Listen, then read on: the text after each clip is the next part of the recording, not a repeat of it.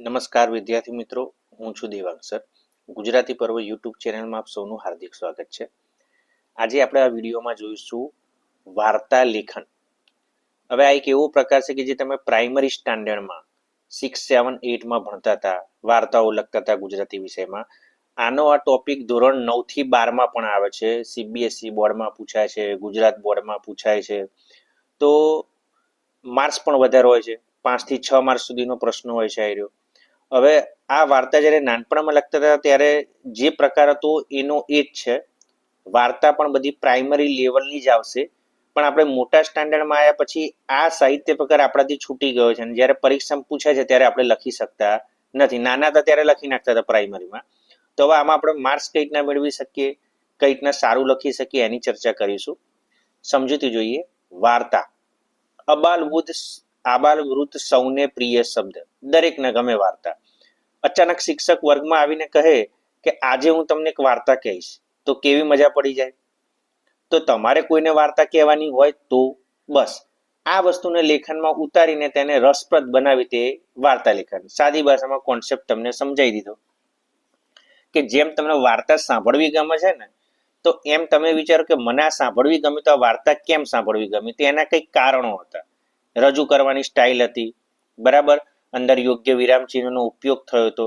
તો બસ હવે તમારે એવું વિઝ્યુઅલાઇઝ કરવાનું છે કે મારે કોઈને વાર્તા કહેવાની છે તો હું શું કરું.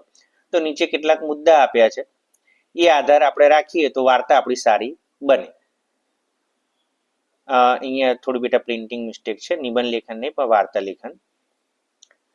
વાર્તા લેખન કરતી વખતે કલ્પના વિહાર વિષયક વાક્યો લખવા એ વાર્તાનો પ્રાણ છે. માટે વાક્યો રસપ્રદ રીતે લખવા.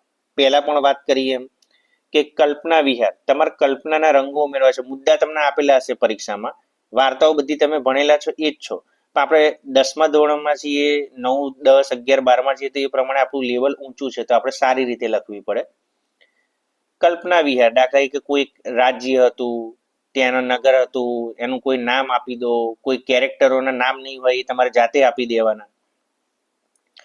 વાર્તા, સેકન્ડ નંબર, વાર્તા લેખન કરતી વખતે ધ્યાન રાખવું તે તમે વાચક સાથે સંવાદ સાધી રહ્યા છો.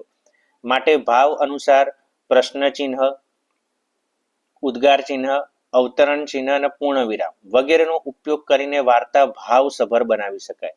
આપણે જાણીએ છીએ કે આપણે કોઈ પ્રશ્ન પૂછીએ ત્યારે આ નિશાની તમને બતાવી દઉં. આ પ્રશ્ન ચિહ્ન છે, આ ઉદ્ગાર ચિહ્ન છે, એક્સક્લેમેટરી સેન્ટેન્સ, આ અવતરણ ચિહ્ન છે, બરાબર. અવતરણ ચિહ્ન બે આવા સિંગલ છે, આ ડબલ છે, બરાબર, અને છેલ્લે પૂર્ણ વિરામ છે. તો આ બધાનો ઉપયોગ તમે કરી શકો, બરાબર. ઉપયોગ કરીને શું વાક્ય રસપ્રદ બનાવે. તમે ક્યાં જવાના છો આવું બોલ્યા પછી આપણે અહીંયા પ્રશ્ન મૂક્યો હોય, ત્યાં તો જોરદાર મજા આવી. આવું કરીને અહીંયા ઉદ્ગાર ચિહ્ન મૂક્યું હોય. મને સત્યના પ્રયોગ ગમે છે, સત્યના પ્રયોગો લખ્યા પછી આપણે ઇન્વર્ટેડ કોમા બતાવે અને વાક્ય પતે ત્યાં આપણે પૂર્ણ વિરામ બતાવ્યું, તો વાક્ય આપણું સારું લાગે, વાર્તા ભાવસભર લાગે. 3 નંબર, વાર્તા લેખનમાં જોડણી, શબ્દ રચના તેમજ વાક્ય રચનામાં વિશેષ ધ્યાન આપવું. આ અગત્યનું છે. ગુજરાતીનું પેપર તમે લખતા હો તો જોડણી, શબ્દ અને વાક્ય રચનામાં તો ભૂલ પડવી જોઈએ નહીં. કોઈ પણ પ્રશ્ન લખો, મૌલિક લેખન લખો, ગમે તે લખો. 4 નંબર છે, પરીક્ષામાં વાર્તા લેખનના આપેલા મુદ્દાનો યોગ્ય અભ્યાસ કરીને તેને મઠારી રસપ્રદ રીતે લેખન કરી શકાય. ઘણા લોકો વિદ્યાર્થીઓ શું ભૂલ કરે છે, જે મુદ્દા આપેલા ને મુદ્દા લખન અંદર 2-3 લાઈન ઉમેરે. હવે આપણે સેકન્ડરી ને હાયર સેકન્ડરી સ્ટુડન્ટ હોઈએ તો આપણને સારું ના લાગે. નાનપણમાં ભલે ચાલુ થઈ ગયું પ્રાઇમરી સેક્શનમાં, પણ અત્યારે તો તમારે સારી રીતે લખવું જ પડે, કારણ કે માર્ક્સ પણ 5 કે 6 પૂછાય છે, બરાબર. 4 માર્ક્સ, 5 માર્ક્સ, 6 માર્ક્સ દરેક સ્ટાન્ડર્ડમાં અલગ અલગ રીતે છે, પણ 9 થી 12 ની અંદર આવતો આ પ્રકાર છે. 5 નંબર, વાર્તાના અંતમાં 2 કે 3 લીટીમાં બોધ લખવો જરૂરી છે. આનો માર્ક્સ અડધો હોય છે, હાફ, બરાબર. એટલે એ તો તમારે ખાસ જરૂર છે કે ભાઈ બોધ તો તમારે લખવો જ પડે. હાફ માર્ક્સ મળે બોધ લખવાના. પછી 6 નંબર છે, વાર્તા લેખનમાં ગામ, શહેર અથવા કોઈ પાત્રને મનગમતું નામ આપી વાર્તા લખવાથી તે વધારે માણવા યોગ્ય અને સુંદર લાગશે. હવે આ મેં કેમ લખ્યું છે એ મેં તમને આગળ વાત કરી કે દાખલા કે કોઈ એક નગર હતું કે કોઈ ગામ હતું, તેને તમે નામ આપી દો, દાખલા કે રામપુર, ચલો, બરાબર. કોઈ પાત્ર, દાખલા કે 2 મિત્ર હતા એવું લખ્યું હોય, તો 2 મિત્રના પણ આપણે નામ મોહન, સોહન, બરાબર, એવું ગમે તે XYZ આપણે નામ આપી શકીએ. તો વાર્તા કેવી લાગે, વાંચવાની મજા આવે. તો બસ આટલા જ મુદ્દા તમે ધ્યાનમાં રાખશો તો વાર્તા તમારી રસપ્રદ બનશે. પણ પહેલા પણ કીધું એમ મૌલિક લેખન માટે ઇતર વાંચન જરૂરી છે. આ પહેલા પણ આપણે નિબંધ લેખન, અહેવાલ લેખન, વિચાર વિસ્તાર વગેરેના વિડીયો મૂકી દીધા છે. જો તમે ના જોયા હોય તો જોઈ લેજો.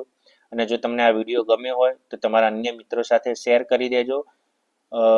બીજી પણ તમને એક વાત કરી દેવાની છે આની અંદર, કે જેટલું પણ મૌલિક લેખન છે એ તમારું વાંચન વિશાળ હશે ને તો જ તમને આવડશે. એ તમને મેં પહેલા પણ ચર્ચા કરેલી છે. તો અત્યારે અંત કરીએ છીએ. ધન્યવાદ.